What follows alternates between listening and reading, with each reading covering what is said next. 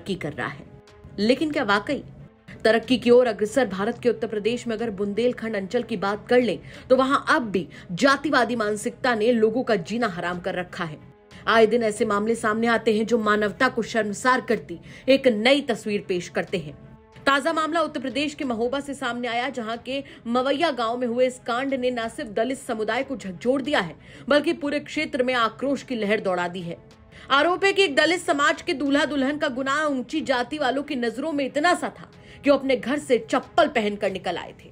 जी हाँ, ठीक सुना आपने। बताया जा रहा है कि इसी गांव के रहने वाले सुनील अपनी नई शादी के बाद अपनी नई नवेली दुल्हन को लेकर पारंपरिक रीति रिवाजों के तहत मंदिर जा रहे थे। तभी रास्ते में उन्हें कैसे उत्पीड़न से गुजरना पड़ा जिसे शायद ही वो कभी अपनी पूरी जिंदगी में कभी भुला पाएंगे।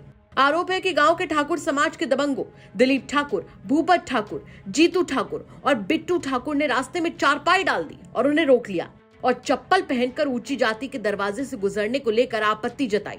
और जब सुनील ने इसका विरोध किया तो बताया जा रहा है कि दबंगों ने न सिर्फ जाति सूचक शब्दों का इस्तेमाल करके उसे अपमानित किया बल्कि बर्बर तरीके से मारपीट भी की गई। बताया तो ये भी जा रहा है कि इस हमले में सुनील के साथ आए उसके घर वाले अजय और कल्ला भी घायल हो गए। पीड़ितों का यह भी आरोप है कि इस दौरान नई नवेली दुल्हन के साथ भी धक्का मुक्की की गई और उसे भी अपमानित करने की कोशिश की गई। साहब घटिया जहाँ थाने गए थे तो कोई रिपोर्ट नहीं वो भाई, पहले बहू को शादी करके ले आए हम, तो वो हत्थे लगने जा रहे थे तो चारपाई बीच में बिछाए तो हमने कही चारपाई हटा ले, वो से चारपाई नहीं हटाई और गाली देने लगा, लड़का को मार दिया। तो हमने कही क्यों मार दिया तूने लड़का को? तो साहब गाली देने लगा, बहू भी गिरी वहीं पे ब्याह वाली और सब गिरे साहब, और बस वो घर पे आ गया लाठी लेके और बस सभी हाथ पाँव हमारे टूटे। कौन है जिसने मारा? वो ठाकुर है। क्या नाम है उसका? एक का भूपत, एक का दिलीप, एक का जीतू, एक का नहीं सचन नहीं बुद्धू। अभी आप कहाँ आए हुए हैं? महोबा आए सर। हाँ, शिकायत करने आए साहब थाने में। कोई वहीं दूल्हे की बहन ने जो मंजर बयां किया है वो आपको अंदर तक दहला कर रख देगा। शिकायत ये लेके आए हैं सर कि हमारे भाई की शादी हुई है, जो रास्ते में सीसी पर खटिया डाल रखे थे तो हथी लगने के लिए बहू जा रही थी, तो उन्होंने बीच में रास्ते में आके गाड़ी रुकाई बोला गाड़ी रोको, गाड़ी रुका कर लड़के को मार दिया और बहू का हाथ पकड़ के दोनों भाभियाँ थी, दोनों का हाथ पकड़ कर दोनों को नीचे गिरा दिया। तो हमारे पापा लोग गए हैं कि ऐसा क्यों, और रास्ता सरकारी है निकलने के लिए है, तो वो बोले नहीं हम यहाँ से नहीं निकलने देंगे और मतलब यहाँ से तो पापा लोगों ने बोला क्यों नहीं निकलने दोगे, रास्ता है तो हम लोग निकलेंगे। तो वो सीधा लाठी लेकर आ गए, तो उन्होंने सीधा लाठी बजाना शुरू कर दिया।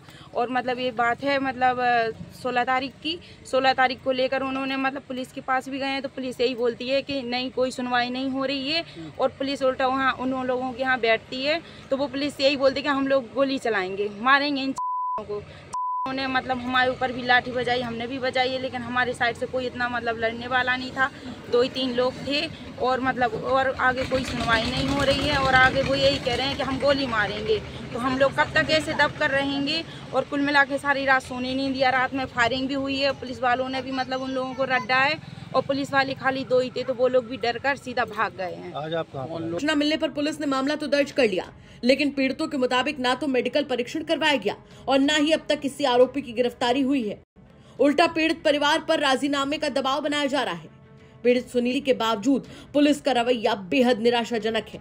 उन्होंने पुलिस अधीक्षक कार्यालय पहुंचकर न्याय की गुहार लगाई और आरोपियों पर सख्त कार्रवाई की मांग की है।